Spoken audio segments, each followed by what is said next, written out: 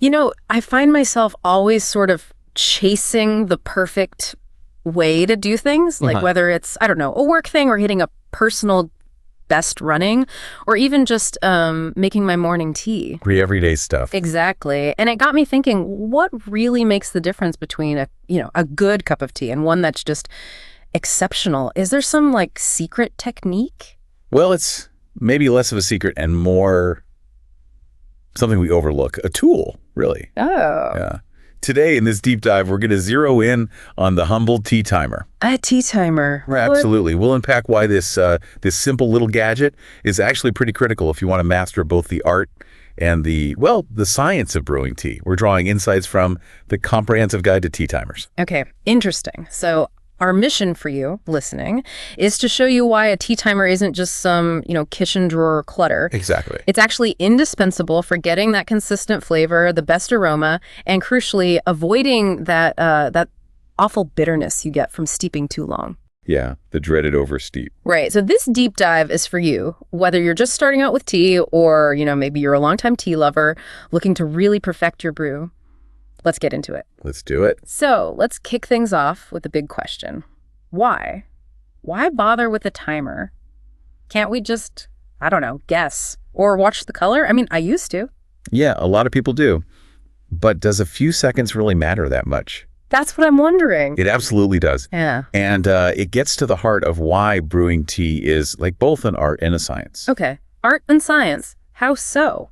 Well, think about it. Different teas have different compounds, right? Chemicals that dissolve in the water at different speeds. So take a delicate green tea. In the first minute or so, you're getting mostly L-theanine, that nice calming umami flavor. Right. I like that part. Exactly. But let it go too long, say past 3 minutes. You start pulling out way more tannins and catechins. And that's the bitterness. That's the bitterness and astringency there. Yeah.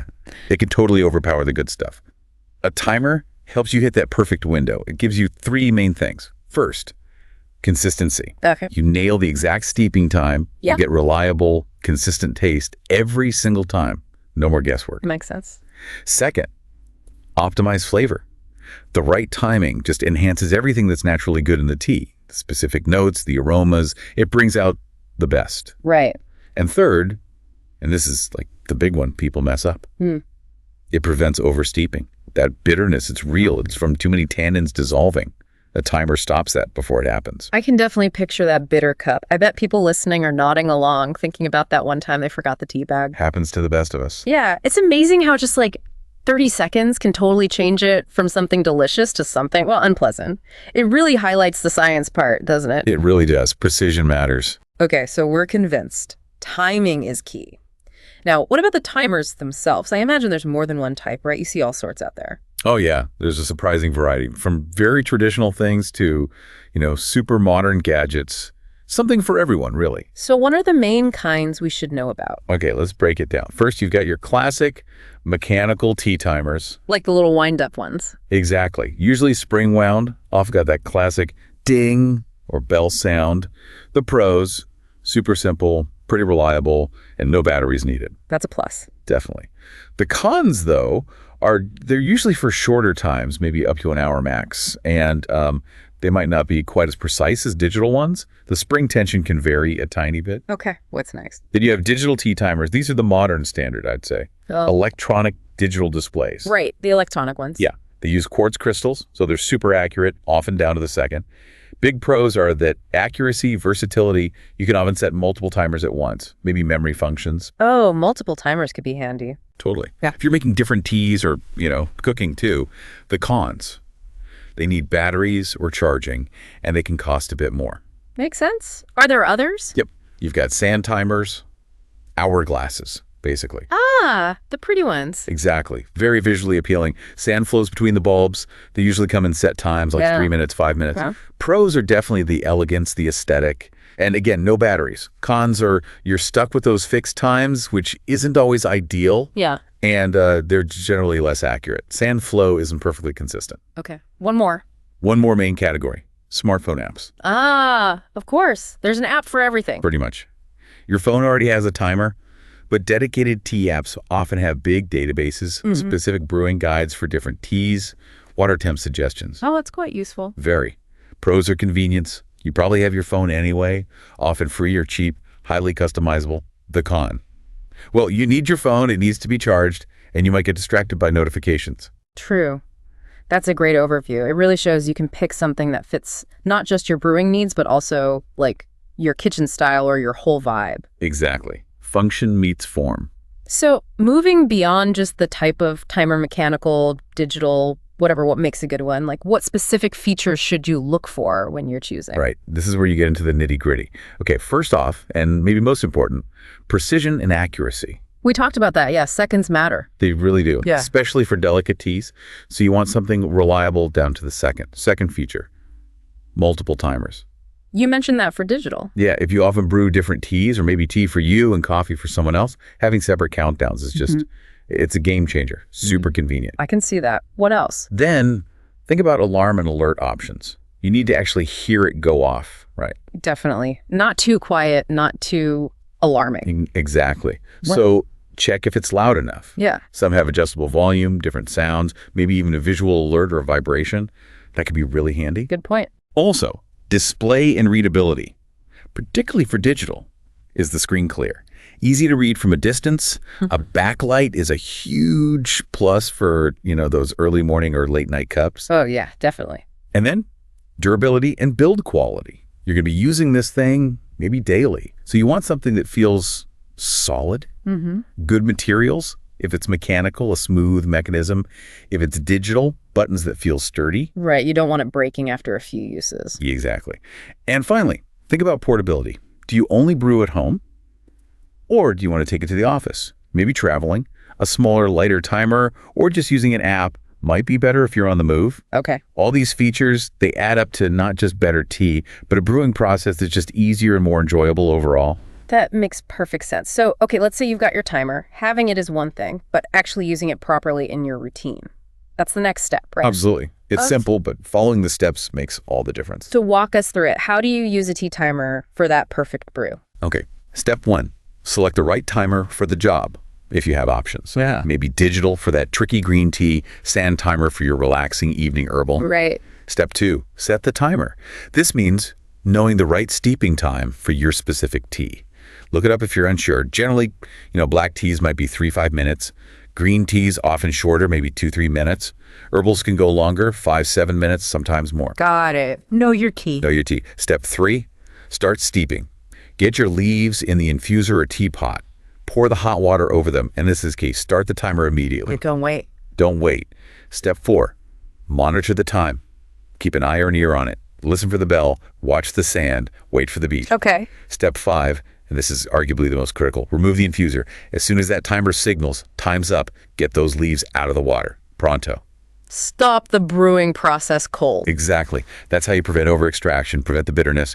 And finally, step 6, enjoy your tea. You've earned it. Savor those perfect flavors. It sounds simple when you lay it out like that, but following those steps really does turn it from just making a drink into like a mindful little ritual. It really can.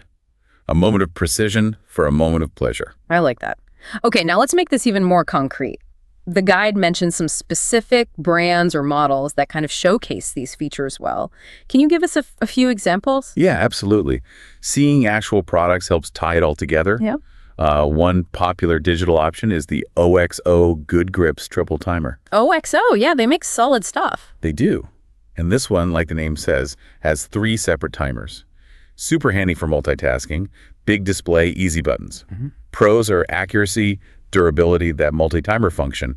Con is, well, it needs batteries. Right. Wow. For someone really serious, maybe weighing their leaves too, there's the Heston Blumenthal dual platform precision scale and timer. Whoa, scale and timer. Yep. Combines a very precise scale with 2 timers. Perfect if you're getting really specific about your tea to water ratios. Pros, multifunctional, super precise, high quality. Cons, it's definitely pricier and takes up more counter space. Okay, that's high end. What is something simpler, maybe more decorative? Right. For that, there's the EMSA Perfect Tea Timer. This is actually a set of 3 sand timers. Oh, the hourglass set. That's the one. Usually designed with different times, maybe labels for green, black, herbal tea. Oh. Pros, looks lovely, very easy to use, no batteries. Cons, you're limited to those specific times it comes with. Right, less flexible. Exactly. And maybe one more, a good mechanical one. The Russell Stainless Steel Kitchen Timer. Yeah. Nice German brand. Very sleek, stainless steel, feels really solid. It's known for having a good loud alarm.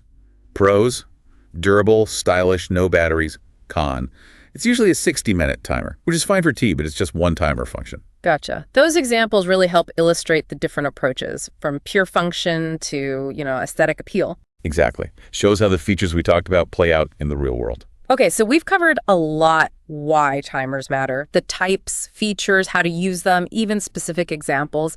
For someone listening now thinking, okay, I need one, how do they make that final decision? And how do they look after it once they have it? Great questions. Making the final choice. First, really consider your brewing routine. Like how often, what kinds of tea? Exactly. Brew multiple times a day, just occasionally. Stick to one type of tea or explore widely. That helps narrow down if you need versatility or simplicity. Second, evaluate the timer's usability. How easy is it to actually use? Right. Are the buttons intuitive? Is the display easy to read? Is winding it smooth? Try it out if you can, or read reviews focusing on ease of use. Good tip. Third, check the alarm again. Is it loud enough for your space? Or maybe too loud? Is adjustable volume important? Don't underestimate the alarm factor. Right, gotta hear it. Fourth, the aesthetic and design. Does it fit your kitchen? Do you want it to be visible, like a nice sand timer, or just functional? And finally, of course, budget. Yeah, the practical part. Timers range from pretty cheap to quite expensive. Decide what you're comfortable spending, but try not to sacrifice the key features like accuracy, just to save a few bucks. Makes sense. Find a balance, and then keeping it working. Maintenance. Yeah, simple stuff mostly. Regular cleaning, just wipe it down, especially digital ones. Don't dunk them in water. Common sense, yeah. For digital ones, check batteries periodically. Replace them before they die mid-brew. Oh, good point. That would be annoying. Very. Handle with care, especially mechanical and sand timers. Don't drop them. And store properly. Keep it somewhere dry, safe, away from intense heat or direct sun. Basic care ensures it lasts. Pretty much. Treat it well, and it'll help you make great tea for a long time. Fantastic advice. It really feels like you're investing in consistently good tea, not just buying a gadget. Yeah. It takes the guesswork out, lets you just enjoy the ritual. That's the bottom line, really. Yeah. As we wrap up this deep dive, the main thing to remember is that a tea timer, whichever kind you choose, isn't just nice to have. It's pretty indispensable for any real tea lover. Right. It's genuinely the key to consistently brewing your tea just right, hitting that sweet spot of flavor and aroma time after time, whether you go for, old school charm, digital precision, or just an app on your phone. So we really hope you take this info and run with it. Use it to elevate your own tea making. Turn that simple daily cup into something more intentional, more delicious. Absolutely. And maybe as you're enjoying that next perfectly timed cup, here's something to think about. If a small, simple tool like a tea timer can make such a noticeable difference to something like cup of tea, what other areas of your life, what other taken for granted tools or maybe precise timings might hold a similar key? A key to unlocking, unexpected levels of enjoyment or efficiency, or maybe even mastery in something else you do every day. That's a great thought to leave people with. Food for thought while sipping perfectly brewed tea. Exactly. Think about it.